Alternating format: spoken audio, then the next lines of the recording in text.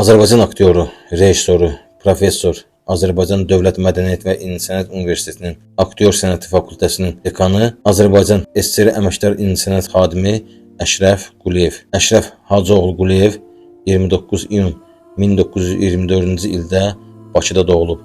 7 illik təhsili bitirəndən sonra Azərbaycan Dövlət Teatr Məktəbinə daxil olub. Tələbəkən Azərbaycan Akademik Dövlət Teatrının tamaşalarında kütləvi səhnələrə çıxıb. 1938-ci ildə təyinatla İrəvan Dövlət Azərbaycan Dram Teatrına göndərilib. Böyük Vətən müharibəsində iştirak eləyib.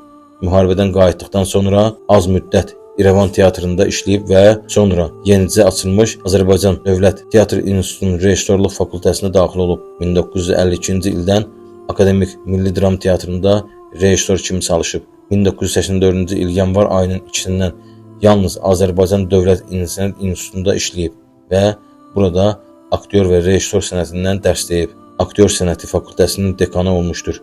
Müxtəlif illərdə Lənkəran və Gəncə teatrlarında tamaşalara quruluşlar verib. Əşrəf Quliyev 10 fevral 1994-cü ildə Bakıda vəfat edib və Yasamal qəbirstanlığında dəfn olunub. Allah rəhmət eləsin.